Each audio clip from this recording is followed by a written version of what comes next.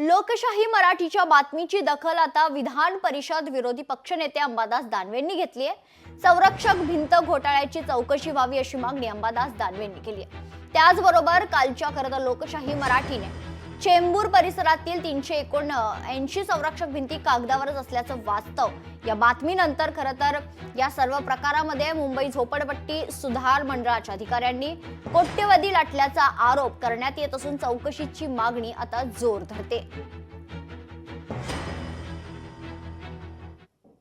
म्हाडाच्या संरक्षक भिंतीचा घोटाळा लोकशाहीने बाहेर काढलेला आहे। हजारो कोटी रुपये लाटले गेलेले आहेत आणि भिंतच पाहायला मिळत नाही। मला असं वाटतं असं अनेक ठिकाणी घडलेलं आहे, असं अनेक ठिकाणी महाराष्ट्रात घडलेलं आहे।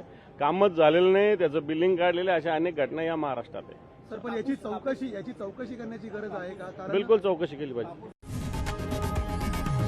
लोकशाही मराठी ऐका, पहा, जागरूक रहा।